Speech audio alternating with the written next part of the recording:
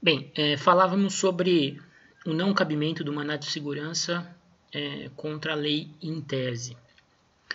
Dizíamos que, através da impetração de mandado de segurança, o indivíduo não pode almejar pura e simplesmente a declaração de inconstitucionalidade de determinada lei ou a declaração de ilegalidade de um determinado decreto que tenha sido promulgado ou expedido com caráter abstrato, genérico, valendo para todo e qualquer cidadão. Vamos imaginar um exemplo. A autoridade, o prefeito de uma cidade, promulga uma lei municipal aprovada pela Câmara dos Vereadores, criando uma gratificação para os servidores públicos daquela cidade. E, de repente, um cidadão inconformado com a aprovação dessa lei, com a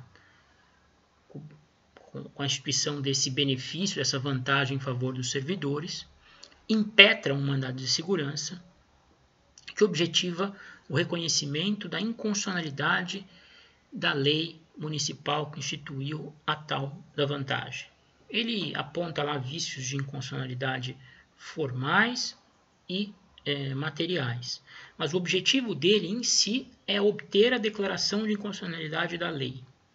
Ele não apresenta nenhuma situação concreta que interesse a ele em particular, que justifique ao juiz o exame da constitucionalidade daquela norma aprovada pela Câmara e promulgada pelo prefeito.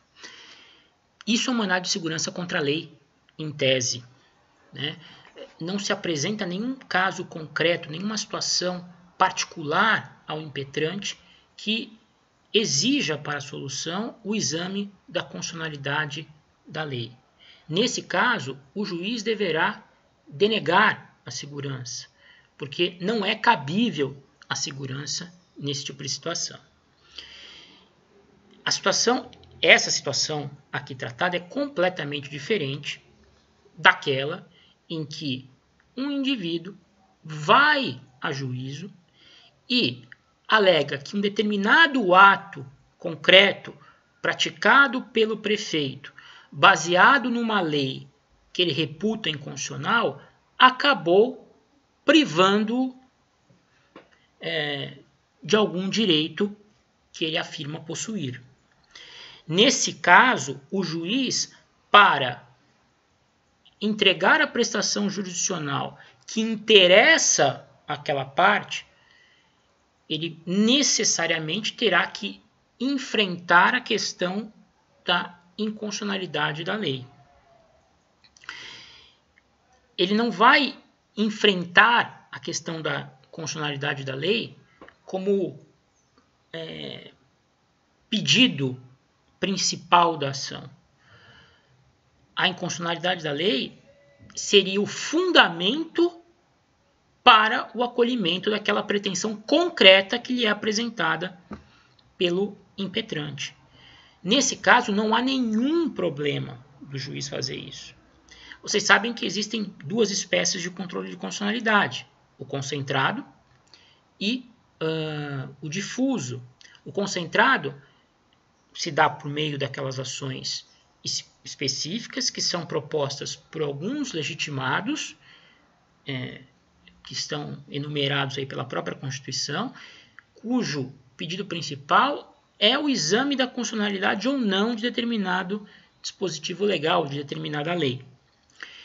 Já o controle difuso é aquele que pode ser feito por qualquer magistrado quando, num caso concreto, para examinar uma pretensão específica de interesse da parte que propôs a ação, no caso do impetrante do mandado de segurança, tiver que necessariamente formar algum juízo a respeito da constitucionalidade da lei que fundamenta o agir da autoridade. para isso não há problema nenhum. O mandado de segurança é plenamente aplicável.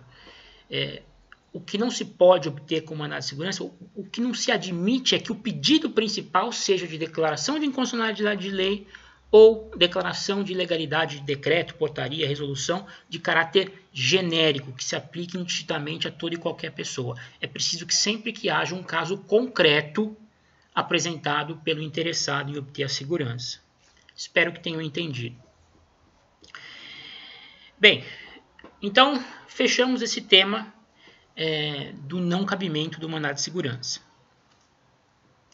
Uma coisa importante a respeito do mandado de segurança e que se conecta com esse tema que nós acabamos de tratar é o seguinte: o parágrafo 5º do artigo 6º da Lei do Mandado de Segurança, a Lei 2016 de 2009, afirma que denega-se o mandado de segurança nos casos previstos pelo artigo 267 da Lei 5869 de 73, que era o Código de Processo Civil anterior. Então vejam, quando o juiz reconhecer que o impetrante é parte legítima, que o impetrado é parte legítima, que a situação é uma dessas que não cabe mandado, que não comporta a impetração de mandado de segurança, que ao impetrante o impetrante carece de interesse de agir. Ou seja, sempre que o juiz verificar que o caso comporta extinção do mandado de segurança sem resolução do mérito, em virtude do não preenchimento das condições da ação mandamental, a solução será a denegação da ordem. Então, de acordo com esse parágrafo 5º do artigo 6º, não há como o juiz, no mandado de segurança, mesmo detectando que não se fazem presentes as condições da ação, legitimidade e interesse, extinguir o processo com base hoje no artigo 485 do CPC, que é o equivalente ao 267 do CPC de 73. Né? Sempre que for o caso de extinção sem resolução do mérito, o juiz denegará a ordem, conforme previsto no parágrafo 5º do artigo 6º. Tomem cuidado com isso, né? Porque, em princípio, vocês associam ausência de legitimidade, falta de interesse, descabimento do mandado de segurança com extinção sem resolução do mérito. Artigo 485 do CPC de 2015, 267 do CPC de 73.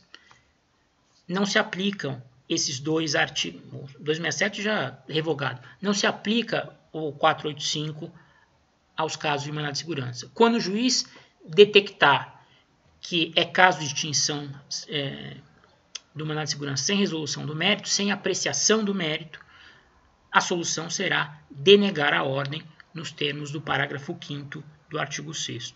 Ok? Fiquem atentos a isso, especialmente em provas. É uma questão que muitas vezes acaba sendo formulada pelos examinadores. Bom, o artigo 6º ele trata da petição inicial do mandado de segurança. A petição inicial, que deverá preencher os requisitos estabelecidos pela lei processual, ou seja, o artigo 319 do CPC, será apresentada em duas vias, com os documentos que instruírem a primeira, reproduzidos na segunda, e indicará, além da autoridade coatora, a pessoa jurídica que esta integra, a qual se acha vinculada ou da qual exerce as funções. Bom, essa questão das duas vias com documento, com o advento do processo eletrônico, ela acabou perdendo a sua utilidade. Não há mais necessidade que seja apresentada a petição em duas vias, e nessas duas vias com os documentos instruindo cada uma dessas vias. Se perdeu a necessidade, esqueçam, porque hoje não há tribunal no país que não tenha aderido ao processo digital. É imprescindível, e aí nós vamos relembrar a aula passada, que além da autoridade coatora, né, também seja indicada na petição inicial a pessoa jurídica de direito público ou de direito privado, concessionária, né, de algum serviço público, que a autoridade que praticou o ato integra. Então, por exemplo, vocês vão impetrar um mandado de segurança contra ato do secretário estadual de Educação do Estado de São Paulo. Vocês deverão incluir também no polo passivo o próprio Estado de São Paulo, porque é a pessoa jurídica de direito público a que está vinculada o secretário. Ok? Sempre tem que ser inserida no polo passivo do mandado de segurança a pessoa jurídica de direito público a qual estiver vinculada à autoridade. Então, se for, por exemplo, o diretor da Polícia Civil do Estado de São Paulo, delegado-geral da Polícia Civil do Estado de São Paulo, vai ter que colocar o Estado de São Paulo. Se for o chefe da arrecadação da Secretaria da Fazenda do município de Santos, vai ter que colocar também o município de Santos no polo passivo, ok?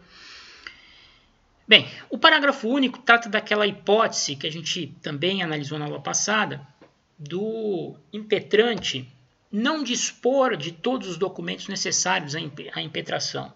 Há um documento específico necessário à prova do que ele está alegando na inicial, que se encontra numa repartição ou num estabelecimento público em poder de autoridade que se recusa a fornecê-lo. Bom, nesse caso, antes de notificar a própria autoridade, o juiz ordenará a expedição através de uma expedição de ofício, a fim de que esse documento seja exibido e trazido aos autos digitais. Se o documento estiver em poder da própria autoridade impetrada, o procedimento será distinto. Observar-se-á aquilo que está no parágrafo 2º desse mesmo artigo 6º. Se a autoridade que tiver procedido dessa maneira for a própria coatora, a ordem far-se-á no próprio instrumento de notificação. E aí a gente já entra na fase propriamente procedimental do mandado de segurança. No mandado de segurança não existe citação da autoridade impetrada para oferecimento de resposta. Impetrado o mandado de segurança, a autoridade impetrada, a autoridade coatora, apontada como coatora, será notificada, assim como também será notificado o órgão de representação judicial da pessoa jurídica de direito público ou privado ao qual essa autoridade estiver vinculada. Então são expedidas duas notificações, uma à autoridade responsável pela prática do ato indicada na petição inicial e outra ao órgão de representação judicial da pessoa jurídica ao qual ela estiver vinculada. Por exemplo, se se tratar de um mandado de segurança contra o chefe de arrecadação do município de Santos, uma notificação vai para o chefe de arrecadação e outra vai para a Procuradoria Procuradoria Geral do município de Santos, que é o órgão de representação judicial do município. Então são duas as notificações expedidas. E tanto a autoridade coatora quanto o órgão de representação judicial da pessoa jurídica terão 10 dias para prestar informações. Não se trata de contestação. Embora muitas vezes a peça acabe sendo redigida na forma de uma peça de resistência, de uma defesa, de uma contestação. O nome técnico dado pela lei chama-se informações. Nas informações, a autoridade e o órgão de representação judicial da pessoa jurídica explicarão os motivos pelos quais praticaram o ato e defenderão a sua legalidade ou ausência de abusividade.